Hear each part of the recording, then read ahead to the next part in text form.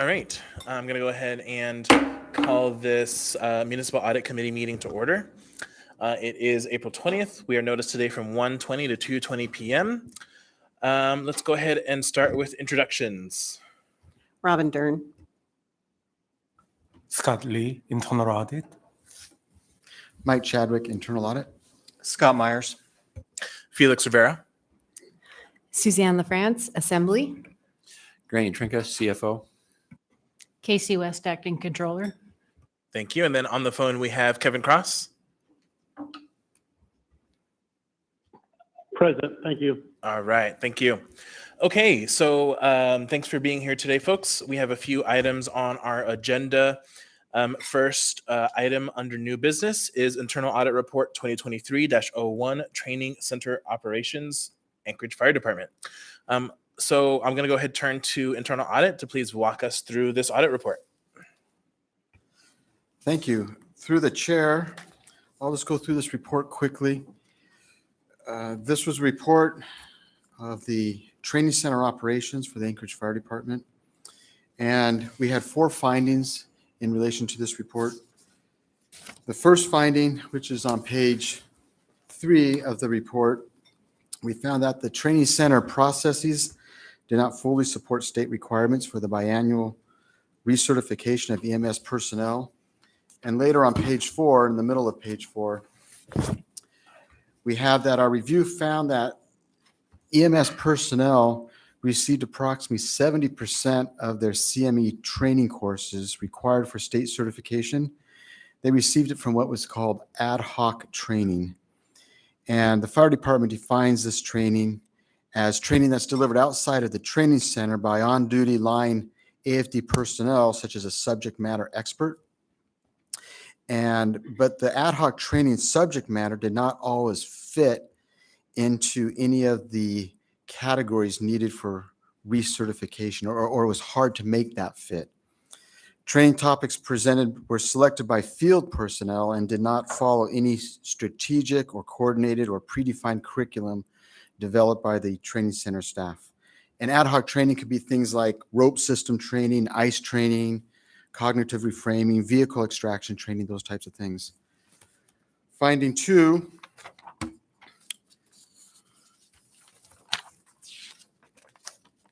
see here. Finding 2 on page 7, we had that the training center did not have complete, accurate, or readily available information regarding the AFD's training activities. They use a system called Training Tracker, and generated and used by the training center staff or command to monitor the activities were inadequate to determine or verify the actual recertification staying that an EMT had met recertification requirements. They had to go through all these steps that we list to match things together and see, like, oh, did they satisfy the requirements or did they not? It didn't track things such as individual training by subjects. It didn't track the hours. It didn't track the percentages. Like, did they complete 5% of the training, 10%? None of those things. Finding 3, the training center did not have written policies and procedures regarding training. These had existed a number of years ago, but they didn't have anything currently. And then finding 4, we looked at their performance metrics just to see if there was anything regarding training. There was nothing regarding anything regarding training. They had things regarding property lost due to fire and dispatch for cardiac arrest calls, but nothing regarding training. And that is our report. I know the fire chief is here, and I'm open to questions. And I suppose the chief would probably be open to questions too. Thanks. Actually, Chief, do you want to come on up? Thanks for being here. Wherever you want. There are no sides here. Okay, wonderful. So, Chief, thanks for being here again, and thank you, Mr. Chadwick, for walking us through. So, can you speak briefly to how you are addressing these various findings, please? Yes, thank you, Chairman Rivera, and thank you for the question. I'd like to begin by just thanking the auditors for coming in and their professionalism and diligence in helping us to identify these problems.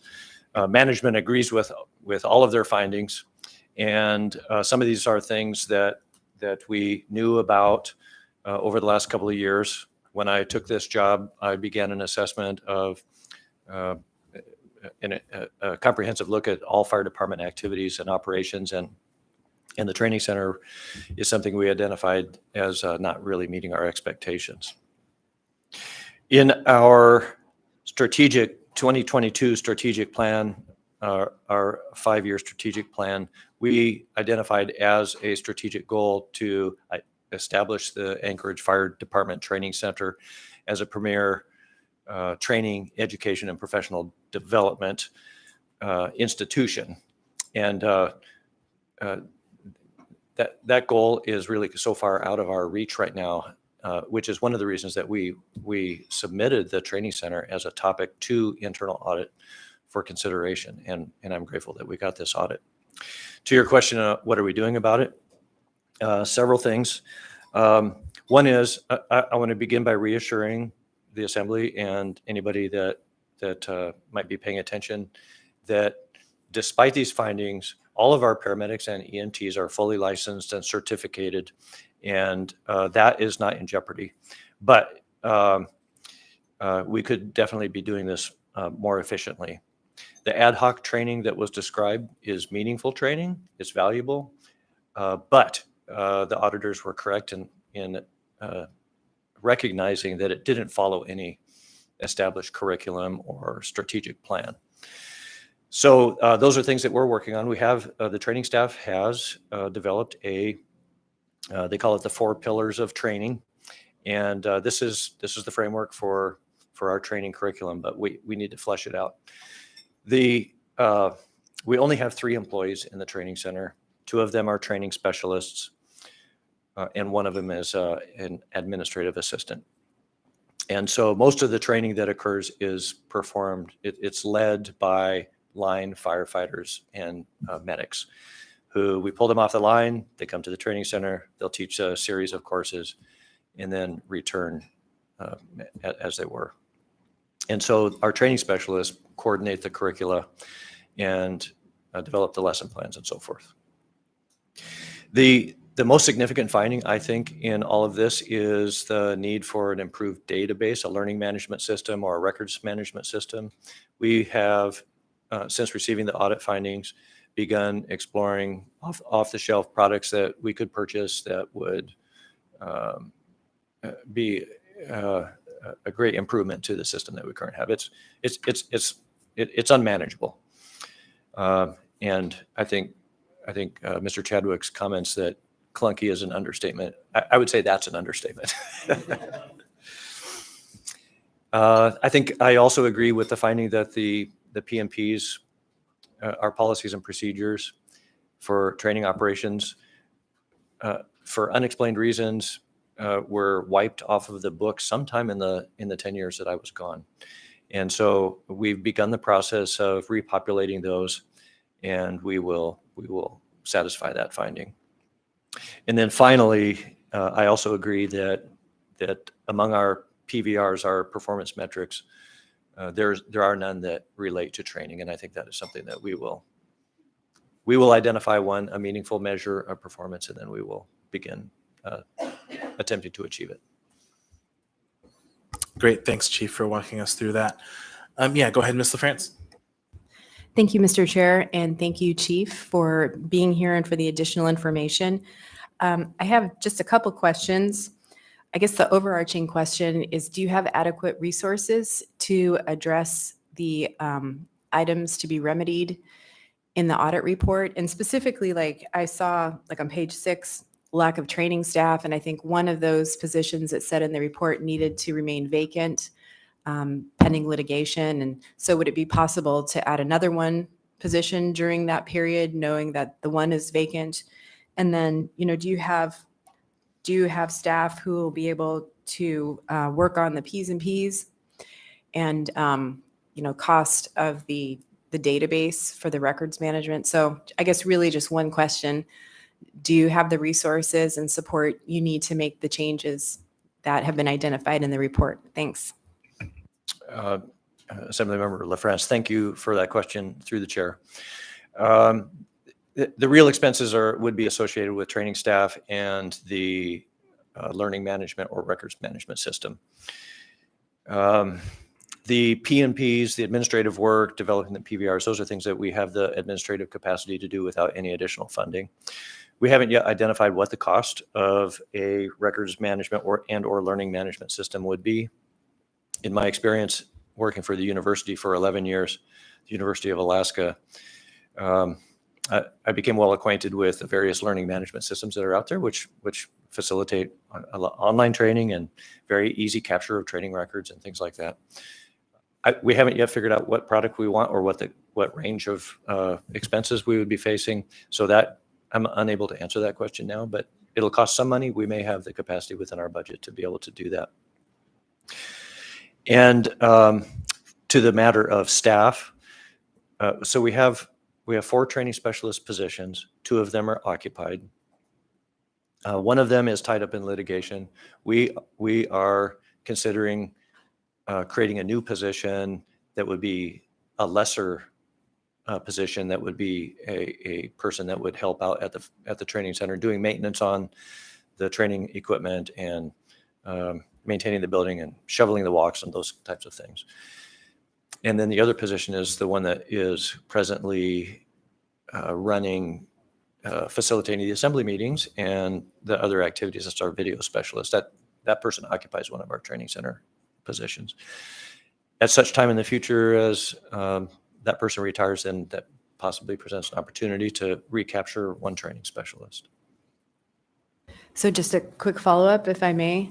Do you want to increase the number of training staff, or is typically 4, assuming those 4 would be actually involved in training activities, is that adequate?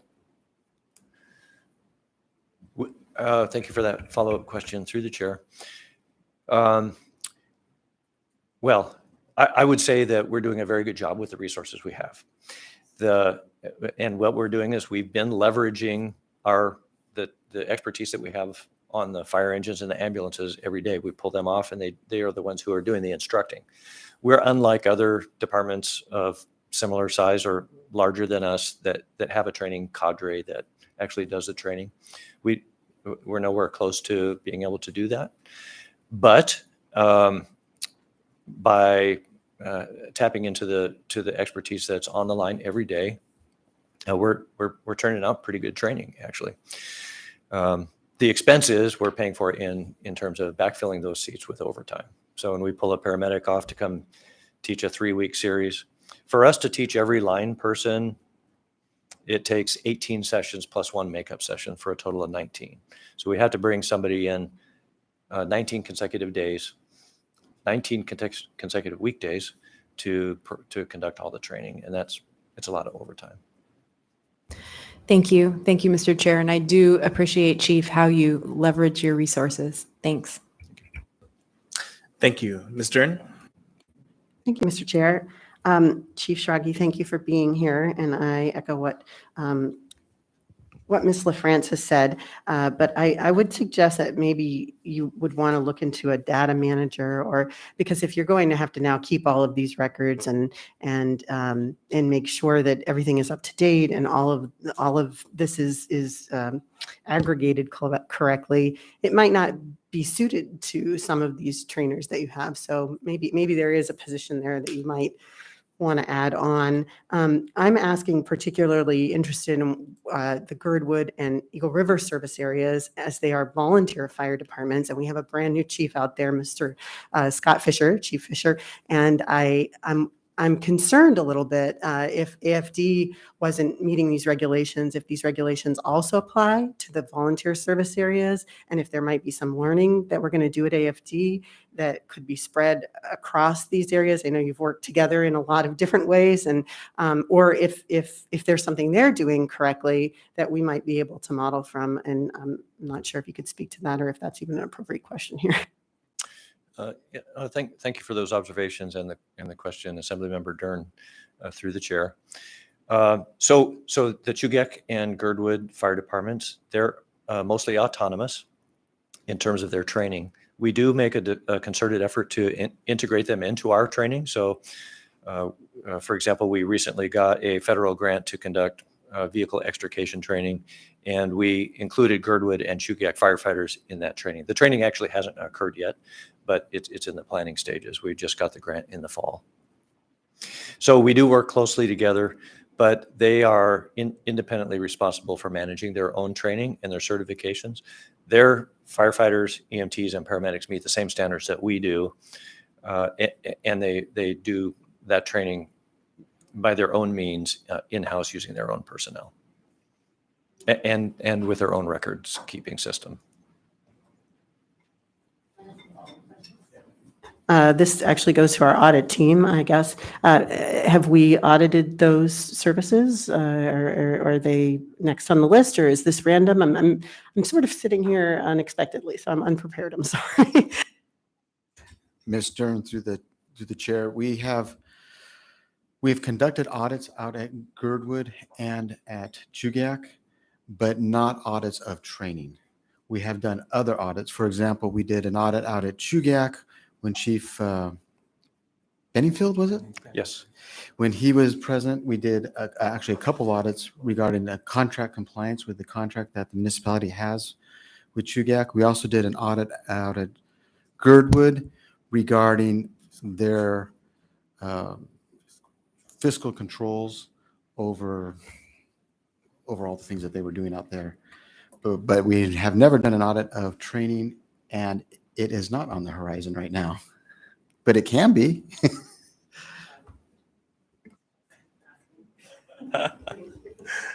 Great, thanks. All right, any other questions for the chief or for internal audit? All right, seeing none, thank you so much. Thank you. All right, so then that'll take us to our next item on our agenda, Information Memorandum AIM 74-2023, Affirmative Action Plan 2023. So I believe we have some folks from HR who are going to be speaking to this. If you all want to come up.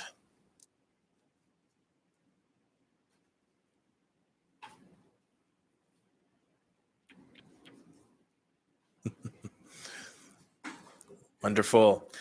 Thank you for coming today. As folks can see from the documents on the committee website, there are 3 different documents that we're going to be going through today.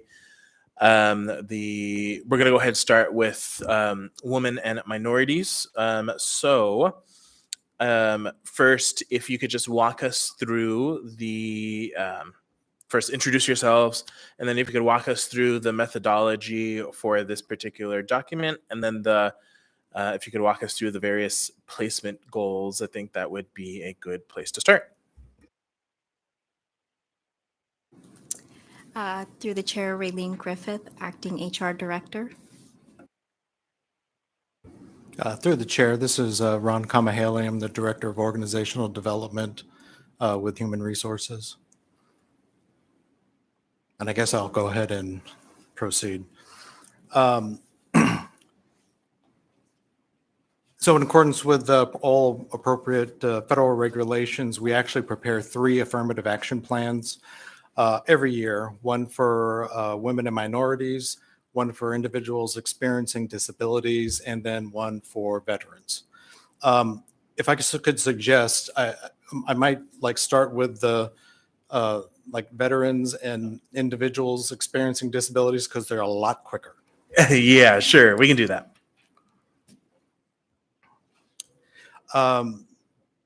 So for the plan for veterans, the main thing here is we're trying to reach what's called a veteran hiring benchmark.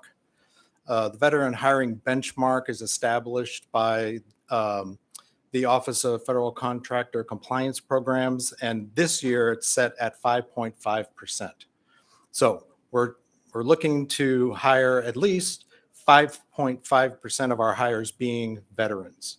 And the data these stats came from in the report are for calendar year 2020. So we look backwards 1 year and we do the numbers, and then we use that as the basis for our plan year going forward. So we had a 12.45% veteran hiring rate, which is fabulous.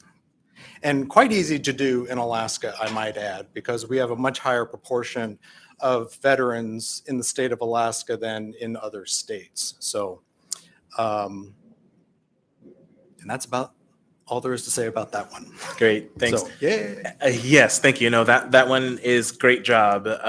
Really appreciate that. And for folks who are wondering where that 5.5% comes from, as I understand it, reading through the documents, it's the national percentage of veterans in the civilian workforce. So it's a national average. And obviously we are way above that average in terms of just per capita in Alaska. So that does naturally help us. Great. So then I guess pausing, are there any questions on that particular document before we move on? All right, not seeing any, then I think we'll move on to the next one. For the affirmative action plan for individuals experiencing disabilities, this was the first year where we actually had data to report. In approximately 2013, 2014, there was a new requirement for affirmative action planning to report on individuals with disabilities. There's a specific protocol you're to use when requesting voluntary disclosure of disability. And the applicant tracking platform that the municipality uses, called NeoGov, they implemented that protocol. So applicants, every time they make application to a job, they view the form and they make a disclosure. It turns out that at some time in 2014, that functionality on our instance of NeoGov was turned off. I don't know who or why. I had NeoGov customer support look into it, and they said it was on for a while, then it was off. And I'm like, oh, wonderful. So I turned it on. There's literally an on-off switch. So I turned it back on in late 2021. So for all of 2022, every person who filled out an application for one of our jobs, saw that disclosure form, and that's how we actually have data this year to report. So, and before moving on, there's also a requirement, in addition to asking for voluntary disclosure when someone applies, there's also a requirement for employers to request employees to make voluntary disclosure of disability, once they're employed, at least once every 5 years. That's never happened here. However, just this morning, I tested functionality in SAP so that we can now present the appropriate form to employees to where they can then make voluntary disclosure and we can record it in SAP. That took a little doing to get SAP to play with us. But again, we tested it this morning, and so it should be rolling into production whenever the next release cycle comes out, at which point we'll put out a general notice to employees that they can now go into employee self-service and make those disclosures if they so choose. We just have to present the opportunity, and then people can, do as they wish. So, so with that in mind, mainly the data we have here for the individuals experiencing disabilities, it's 100% was drawn from applicant information. And because whenever we have like job openings, we also advertise, for promotion for internal. In that way, we did get current employees to actually fill out the form because they had to fill out the application and so forth. So that's been helpful, and so now we have some data.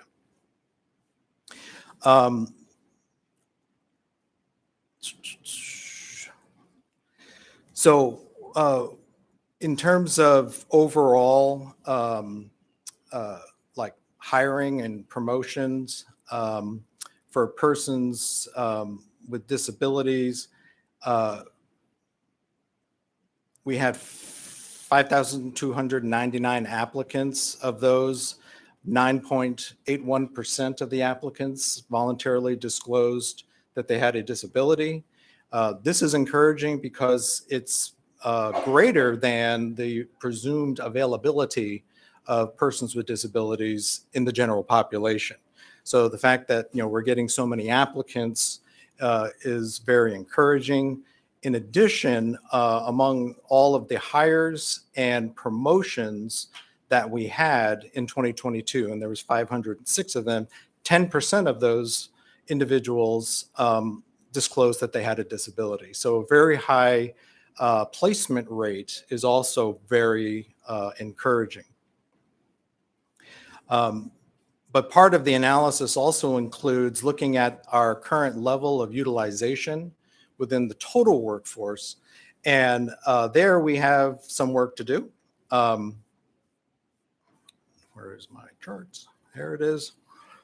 So we used the 7% as a utilization goal, and then we looked at each one of the job groups. Then there's 52 of those job groups to see where we stood, and we found there was 5 job groups where we actually found there was no underutilization. We had at least as many persons who experienced disabilities in those job groups as we would have expected based upon a 7% utilization rate.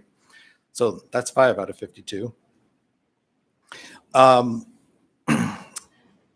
So where we had job groups where the utilization was less than 5 or 7%, and I also did an adverse impact analysis in those areas, and where we found that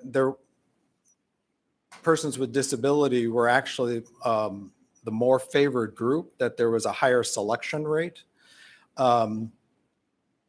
We had 9 job groups like that, and generally, even though our utilization rate is below the goal, there's enough indicators there that we're making progress. In given time, we should be able to get there. We have ample individuals who are making application, and also the selection rates there are in line with being able to make progress that we could expect. In the remainder, where it looks like we could have some challenges, and there was 37 other job groups that we would consider to be problem areas. I broke those into 2 tiers of focus. Tier 1 problem areas, these were job groups that had utilization less than 7%, and the percentage of applicants was less than 7%. So it appears that in these areas, we might have to have greater focus in outreach in order to get that application percentage up, because you couldn't get a selection percentage up unless you have people applying. So in the what I call the tier 2 problem areas, again, these are job groups that had utilization of less than 7%, but in this case, the percentage of applicants was very high. And again, these are areas that we need to have work, but it appears that we're attracting enough applicants so that given time, we should be observing progress in those areas. So are there any questions on this area? Thanks. So I do have a few questions, and if others want to get in the queue, just let me know. So first is, starting with what might feel like a silly question, but OFCCP, what is that agency? I assume that's some federal agency. Oh, yes, of course. It's the Office of Federal Contractor Compliance Programs. They are empowered to audit affirmative action plans. And so when I construct these plans, I use their audit standard, the audit manual. So why, thank you for that. So why do they have a 7% across the board disability utilization rate? Where does that come from? Well, it comes from the director of OFCCP. In the regulation, the director of OFCCP is empowered to establish a goal. And that's what it is. It hasn't changed in a number of years. Like the veterans goal will change. They actually have periodic changes. This one, that's what they. Do you understand? Do you like have a recollection, since it hasn't changed in a number of years, of what was the logic behind whichever director first made it 7%? I presume that they, consulted with persons who would know, but that what is the general proportion of individuals in the whole United States that experience disabilities? Got it. No, that makes sense to me. So then, who from the municipality, speaking of, you brought up some issues of, oops, we're supposed to be tracking this data, but no one is. Who is responsible for sort of keeping track of all of those moving parts in terms of the federal requirements? Today, it's me. I can't speak for before I got here. How long have you been working with the in this role with the municipality? Well, I started working with municipality in July of 2019, Okay. and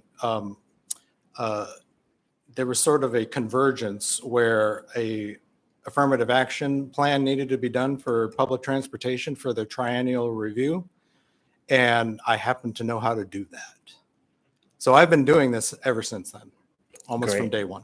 Well, thank you. Thank you so much. I have some experience with this from a prior employer. So Okay, wonderful. So then, other question that I had is, so one of the things that I know we're going to get to the women and minorities document here in a bit, but there was an action-oriented program that you developed for that particular affirmative action plan. And I just noticed for this one, especially with that tier 1, which is the more difficult area, that there wasn't any. So is HR going to be developing some specific action steps, or do you think that in that tier 1 area, it will naturally get better? there isn't a section that's specifically labeled action-oriented program in this report, but I do mention that for job groups, for the job classification in these job groups that are, tier 1, that a review of the minimum qualifications for those classifications will be done to see if perhaps there are anything there that might be causing people to not apply, perhaps. That's usually like the first step that you do is to look at, well, what are the job qualifications? Are they all bona fide? And would they create any barriers? So. Great. Thank you. All right, I'll go ahead and open up if any other members have questions. Yeah, go ahead, Ms. Stern.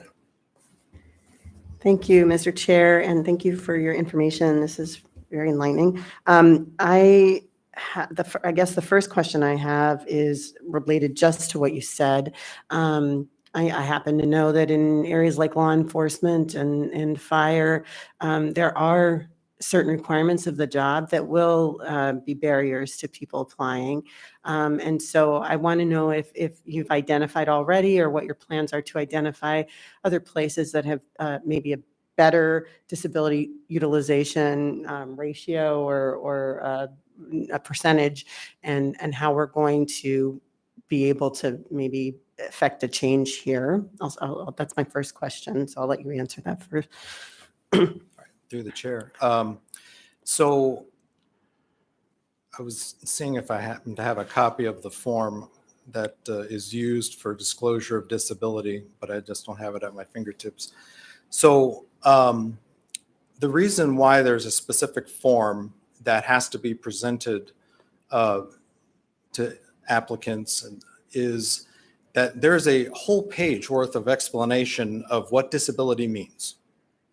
And it lists a whole range, and it's like, disabilities include, but it's not limited to, and then there's a whole range of things. So it's not just visible physical disabilities, although those are there. There's also invisible disabilities that people don't even realize, oh my gosh, yeah, I have diabetes, for example. So yes, while there may be physical requirements for certain jobs like fire and police officer, what you would do is look at, are those necessary for the job, first of all? And if they are, then they stand. For example, like, here's a simple one, having a driver's license. Well, that would bar certain people with certain disabilities if they had to have a driver's license, because they may not be physically able to operate a vehicle. But if that is an essential function of the job, like driving a fire truck or driving a patrol car, then that's a bona fide, qualification. But there's other things too that can be looked at to see if, they could create, improper bars to employment. And I guess that helps. And I also wonder, I suppose, on this 5-year reporting that we're now going to try and engage with or make standardized here at the Muni, if those numbers will change just by merit of having some updated reporting, and if you maybe have any projection on how that might change, and further how we're going to implement some sort of training around that to be able to make people aware of the fact that that there's an underreporting issue here. In general, it seems like across the board.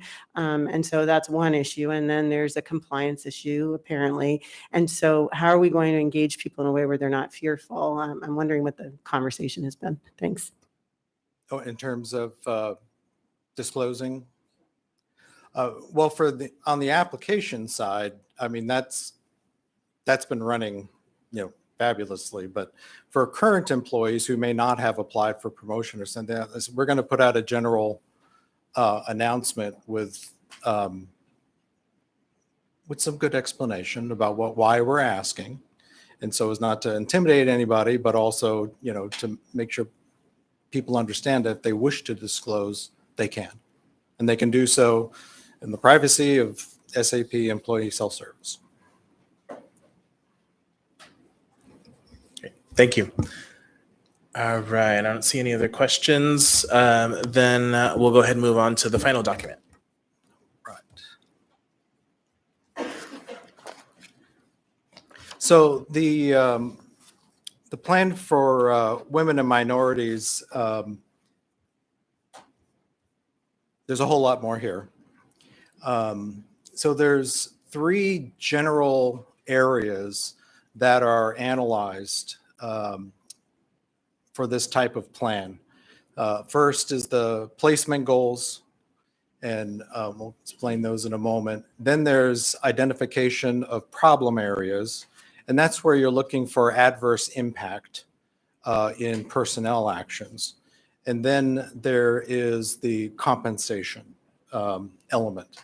So to start off, I just started with a general overview of MOA demographics and gave some context by having, earlier years. And there are a few interesting things to note here. But first of all, the column all the way at the right, the occupation-based availability, I feel I need to expand on that just to make sure people understand what that is. Generally, when people are looking at, like utilization of different categories, they're looking at the general population of the area, and in this case, Anchorage. But the way that these plans are developed is you look at the proportion of like males or females or minorities and so forth with respect to occupation.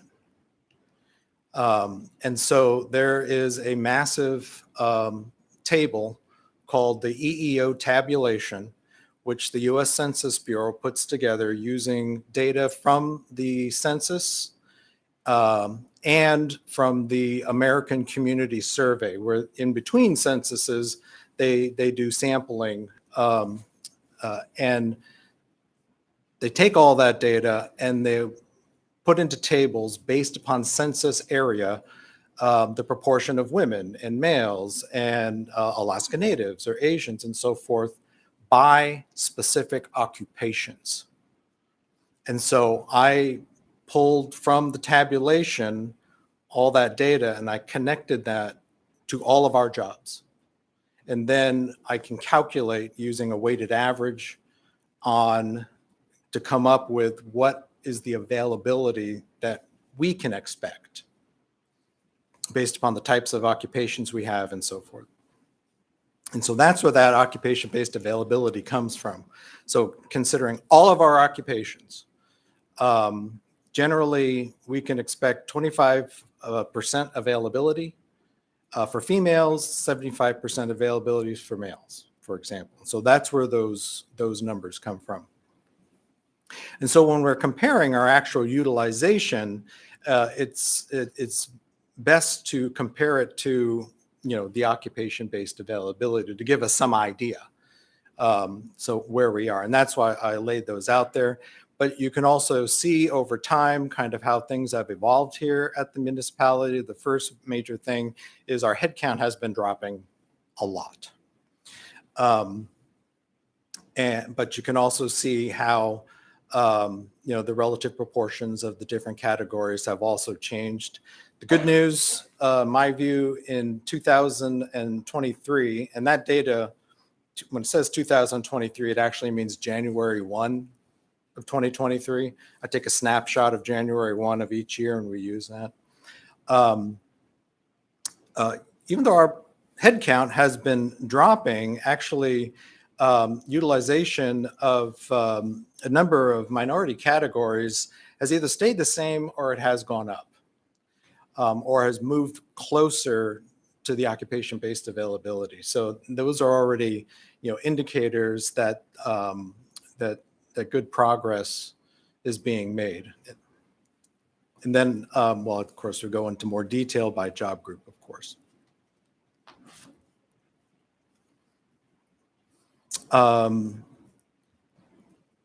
Just quick comment, I've been mentioning job groups. It's important to understand that the municipality has over 400 distinct job classifications. And the way we're supposed to analyze things is to take groupings of jobs that have similar duties, similar rates of pay, similar opportunities for promotion, and group them together. And then do our analyses and connect that to the EEO tabulation. So, and we have 52 job groups at the moment. So I've already kind of generally explained like where the placement goals come from. We look at, we have the job groups, we have the availability numbers from the EEO tabulation. For females, we identified just 3 job groups where we had a significantly, statistically significant underutilization. I do use a t-test on the utilization to determine if the difference is, actually significant or could be expected within normal variation. So for females, it was the business finance, parks and recreation 1, and transportation 1. Transportation 1 is a kind of a special case because transportation 1 consists entirely of bus operators. And this has been, this area has been sort of a persistent issue. There's been a placement goal every year that I've done a plan. And as you can see, it's on the chart there. So our utilization, actually it's gone up a little bit. It was 15% last year. It's up to 19%, but it's still well below a 30%. That 30% what that means is that in the Anchorage area, 30% of all bus operators, whether they're transit bus operators, school bus operators, tour bus operators, 30% are female. And so that's where that goal comes from. One of the problems we apparently are having is that even though last year, as I was monitoring this, it looked like we had good progress because we hired 7 females. But when I came around to do the numbers for this year, I looked back, we lost almost half of those females in terminations during that same period of time. And so that put us back down to a goal. So I've implemented a new method for monitoring placement goal progress to actually, instead of just looking at a snapshot of utilization and time and just gauging from there, actually tracking all the comings and goings, the hires as well as the separations, and then we can get an exact look at if there is any progress or not. Thanks. I'm actually going to pause you there. And I think for this document, just because it is so long, I'm going to pause, at least for me, when I have questions, and I do have questions on a few different pages of this document, and this was one of them. So, and I'll invite others to do that as well.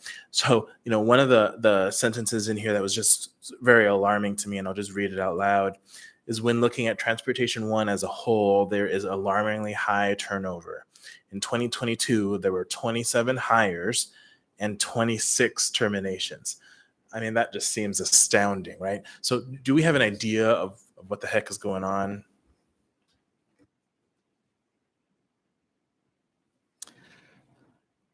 Not really. I mean, this has been brought up to transportation, and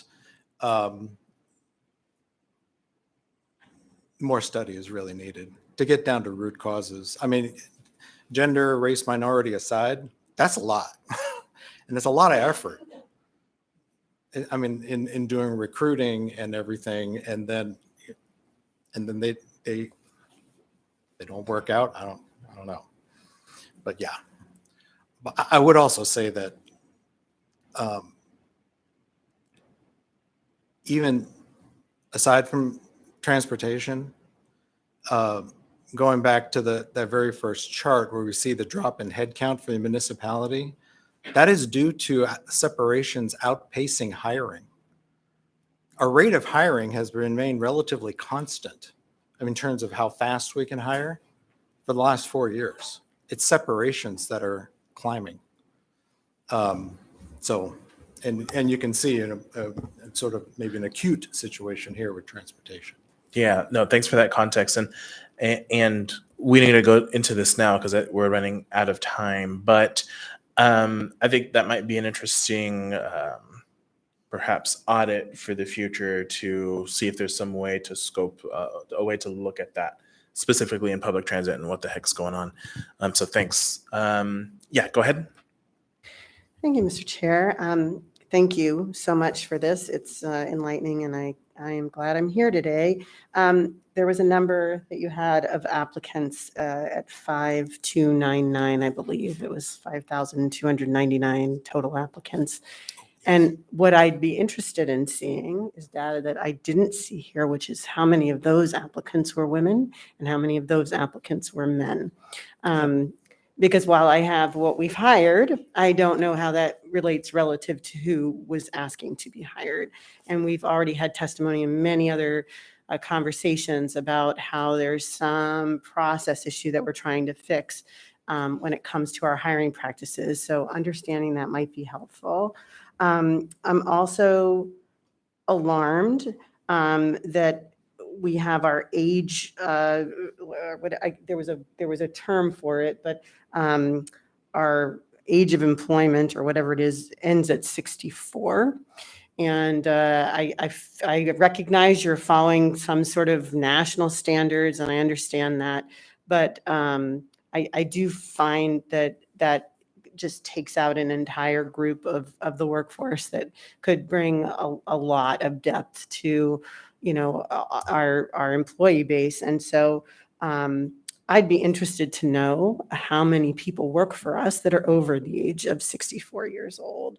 I'm also I am so disappointed to see that we've actually gone down in the percentage of women who are working for the municipality. And I want to put out there that the national statistics are extremely clear on the fact that women now have taken over men in colleges and university and secondary schools. And so frankly, this is just, it's absolutely unacceptable. And I don't even care what the national standards are. It doesn't bear to the other statistics industry and education that are out there to show that women should have parity in the workforce. And that, by the way, goes for everything that's here in these tables in terms of all of the breakout classes that we're looking at. So I wish I had more time, and maybe I'll try and figure out how I can volunteer here. But it seems to me that you're working within a guideline where you can only glean the kind of information that you can based on what the regulations are, what census data is. But I mean, honestly, especially when we're at such a low point in our ability to fill positions and vacancies, we need to be thinking outside of these boxes, and we need to set our standards higher. I don't know that there was a question in there. Thank you. I might point out that there was only 3 areas where there was a significant underutilization for females out of 52. So.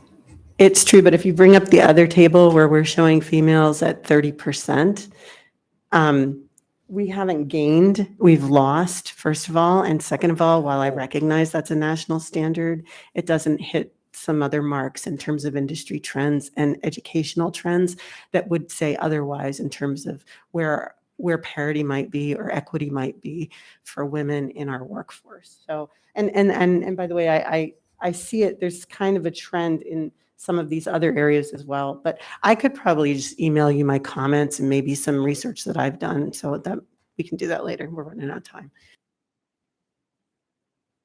Certainly.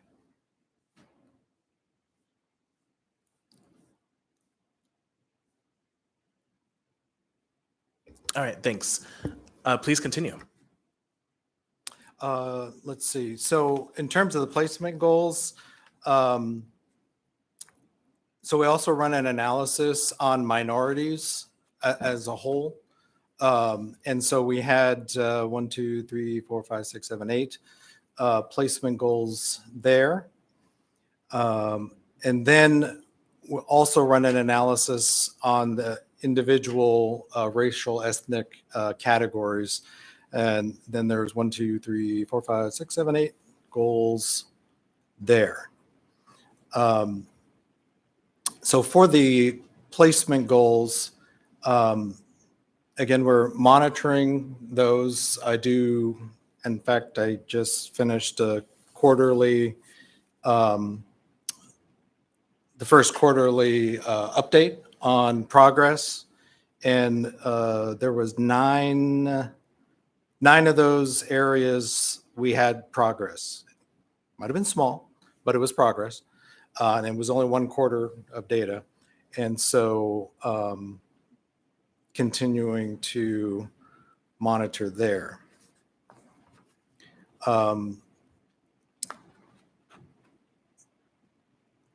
of the, challenge, I would say, in getting towards any of these placement goals, it goes back to the high separation rates that we're seeing across the board, not like specifically with minorities or anything, but just across the board. We do, we do a good job hiring, but then if we don't keep them, then we've lost ground, not only in the ability to provide service, to the community, but in trying to attain some of these goals. While there has been a general increase, for example, in minority proportion in the workforce, it could have been more, but there were so many people that were leaving.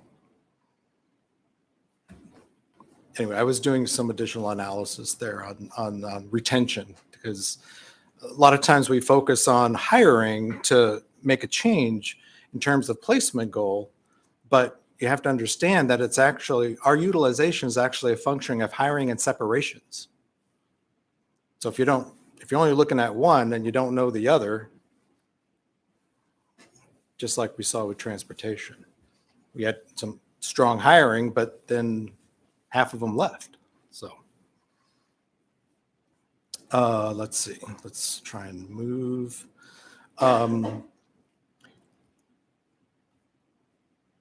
Oh, and then the areas of concern. So these are areas where we do an analysis of particular personnel processes. So like with placements, that's where we're looking at. So we have, like requisitions to fill open jobs. We run a recruitment, and then what were the observed outcomes in the hiring or promotion process? And in the appendix has the specific method, but you're basically, doing a t-test. You're seeing if the difference in proportions of hires is statistically significant, given the size and composition of the number of applicants and so forth. And it was in the listed areas where we did find statistically significant difference in the rate of hiring for the categories that were indicated. I went on to explain, like below the chart there, what was found, and as part of the action-oriented program for job groups where we have found to be areas of concern, especially like with placements, we're taking steps such as keeping the postings open longer to make sure we can get a more diverse pool. And with actually with the EC2, that's emergency communications 2. That's like our dispatchers. I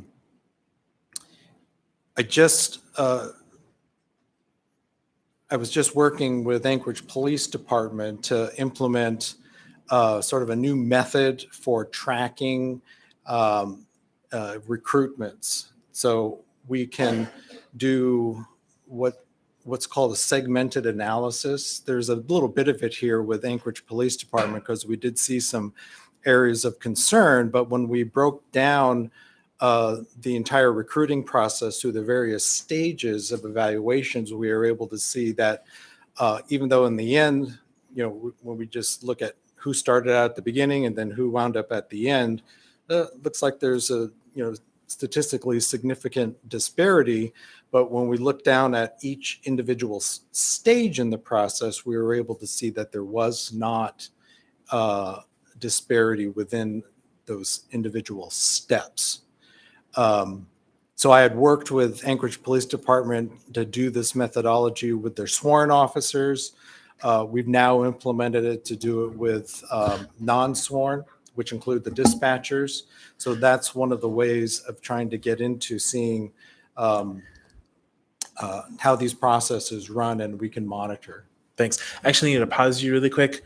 Can I get a motion to extend by another 15 minutes? Hopefully that works for folks. So moved. Okay, thank you. And I'll go ahead and just second it. Is there any opposition to extending by another 15 to 2:35? Okay, seeing none, then we are extended. And I do have to apologize. I have a 2:30 p.m. meeting at the Sullivan Arena, so I cannot stay here. So Ms. LaFrance will be chairing. But just really briefly, I really appreciate you walking through all of this. This is something that's very important to myself, and I believe for others here. So likely we'll be following up via email. Thanks.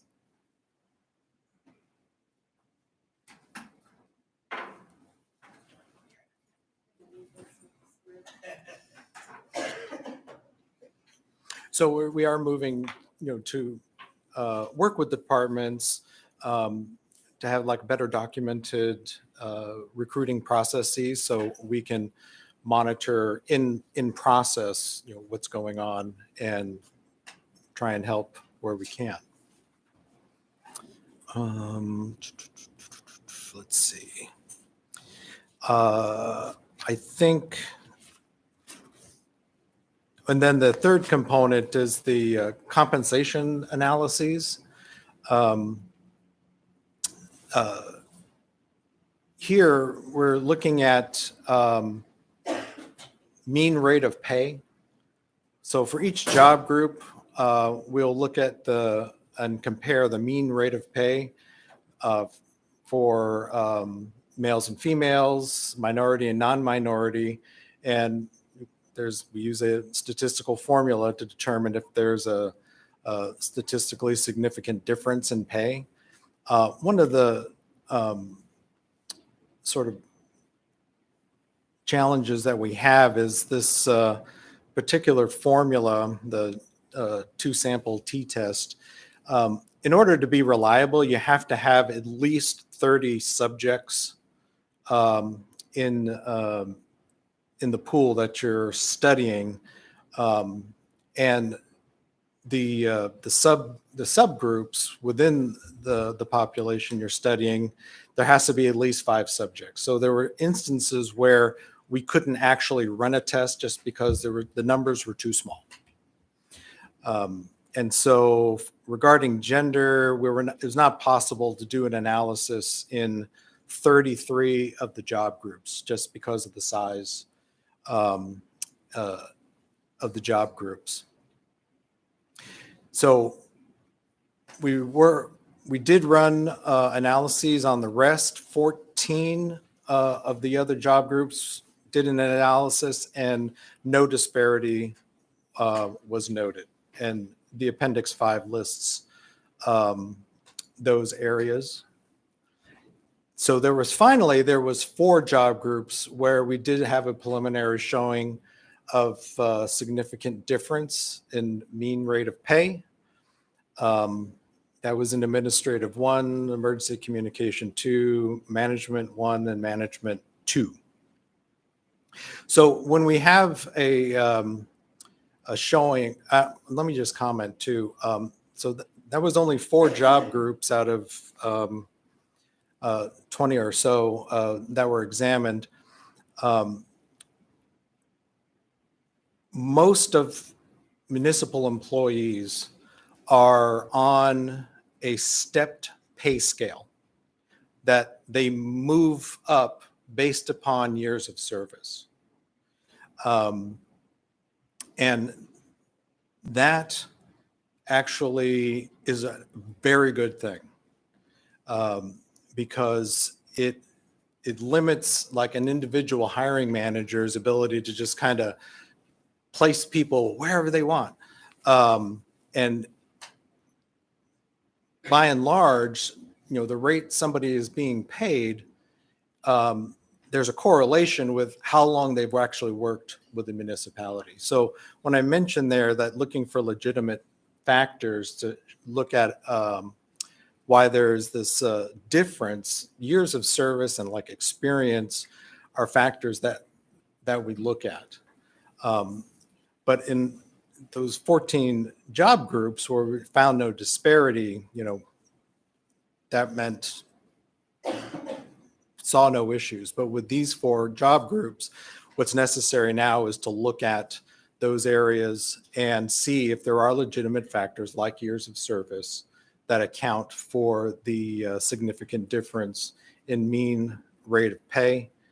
I completed that supplemental analysis and provided it to Raylene, the Chief Human Resource Officer, and Mr. Amave, the Chief Equity Officer, for review. I think it's okay for me to say that after further analysis, I found no disparity when I had brought in other explanatory factors like years of service. So, Does anyone have any questions at this point? Go ahead, Ms. Dern. So I'm wondering, in this group of 33 and then down here in the minority analysis that wasn't possible for 24 job groups, can you tell me when we're talking less than 30, are we talking 1 or 2, or are we talking 28 or 29? I mean, I'm sure it changes, but I'm just wondering how representative that is. One moment.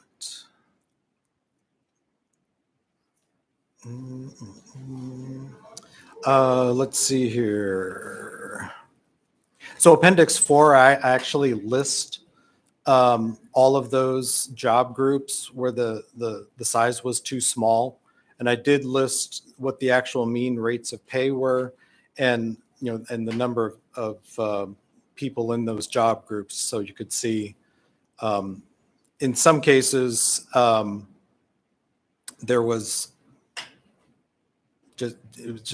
just a small job group, or in some cases there were very small numbers of either male or female in the job group, to where there was less than 5, and I couldn't do a calculation.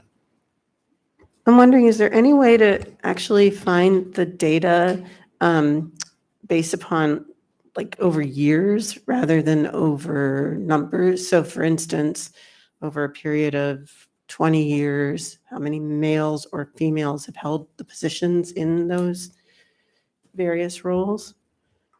I don't have access to information going back that far. But I do have data, goes back 2018. I mean, that's when we started using SAP. Sure. Oh, no, I And appreciate that. So I can easily extract those, and I have all of them. Thank you. I I have all appreciate that. all of this work, and I'm really grateful for But going back farther, the old PeopleSoft archive is a bear to try to maneuver around in. It could be done, but could take a while. Thank you, Ms. Dern. And I want to note that we have about 8 minutes left and 2 more items on the agenda. And Desiree, do we have anyone on the line? I just want to do a check for any audience participation. Okay, we don't have anyone here. All right, and are we pretty close to wrapping up this part of it? I think so. Okay, Unless great. there's any other questions. And of course, I want to email any questions, or I'm perfectly happy to help out. Yeah. Go ahead, Ms. Dern. I just want to thank you both for your work. It is very helpful, and I appreciate everything that you're doing. And I would agree. Thank you both so much. Appreciate you taking the time to go through these results, findings, the summary reports with us and answer questions. Okay, so we will go ahead and move on then to the next item on the agenda, performance value results discussion. Who has this one?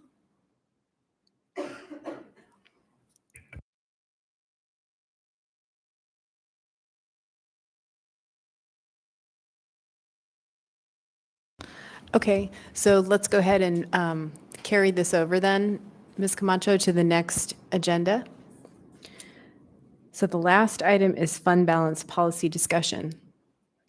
Your favorite, Grant.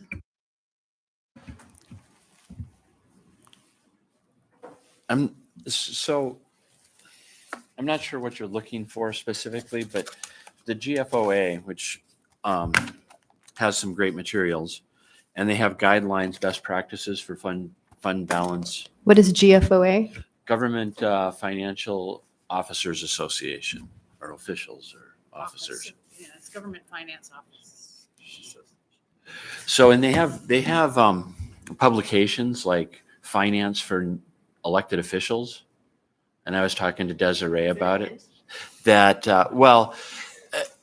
yeah, I mean, I think it would be good orientation because government finances are different. Thanks. Actually, I was joking around there, but I think that's a really great suggestion. And then, Ms. Camacho, are you looped in then on that information? Because I think that's something we'll want to share with members, especially the Budget and Finance Chair. Desiree and I chatted a little bit. She's Okay. not a member, but Casey is. Okay. And we can get some information. And what was it called again? GFOA, Finance for Public Officials? Yeah, they have. I mean, they have a lot of them. Like This one is interpreting local government financial statements, and it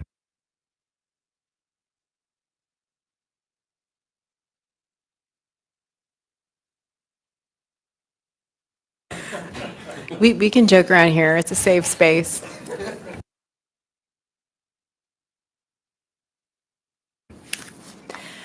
Thanks, Grant. Appreciate that. And yeah, if we could just share it with the other members, especially the ones who are coming in.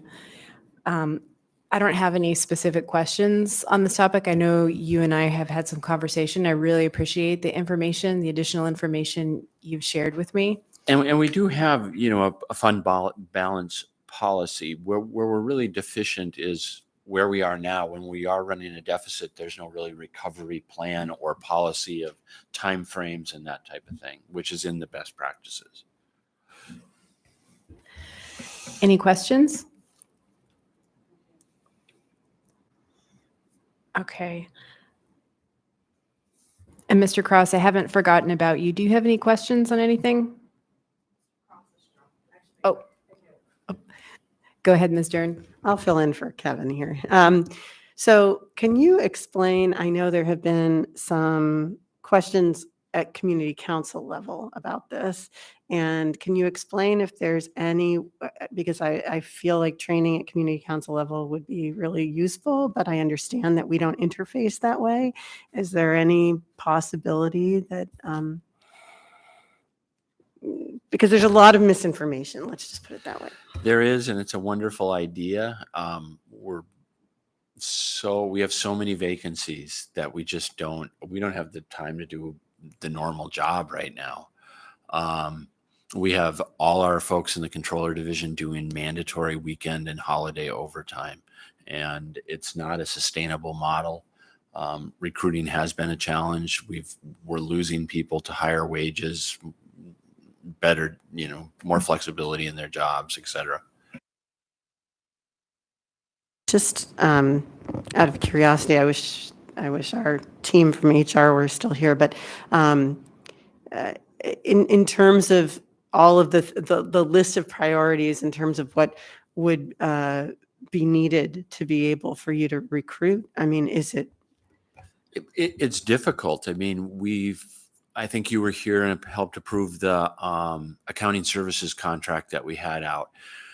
With that, 3 firms, we have essentially 4 part-time people is all we've been able to gather.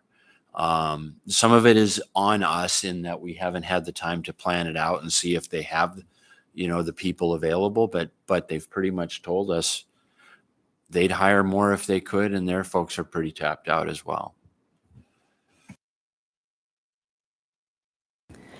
Thank you, Ms. Dern. Anyone else? Go ahead, Mr. Chadwick. Not about this, but I do have a comment at the end when we're concluding. Okay, I think we can go ahead and move on to other business. Go ahead, Mr. Chadwick. Thank you. Through the chair, just for more of a lighthearted moment, since this is a safe space, right? My daughter, she's a civil engineer, and she is an avid reader. And she was reading a book about arithmetic, which probably isn't my favorite subject, but nonetheless, she was reading a book about the history of arithmetic. And she sent me this quote. This is regarding the ancient city of Ur in Mesopotamia. And there was a king there named King Shulgi. And in this, the author stated, and I don't know who the author is, stated, quote, King Shulgi's accounting system was designed around a surprising principle. It should make it as easy as possible to detect attempts to defraud the state. Auditing, it turns out, is the true cradle of civilization.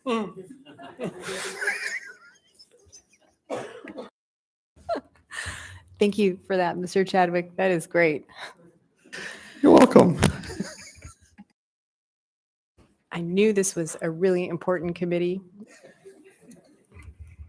Thank you for the work you do. Actually, it is very important. And thanks everyone for being here and for all that you do. I want to do just a quick check. Did we have anyone else show up for audience participation that you can tell online there on the phone? Okay, last call for audience participation. I don't see or hear anyone. And then again, thank you all for being here and for all the work you do. Appreciate it. Hope you have a good rest of your day. We are adjourned.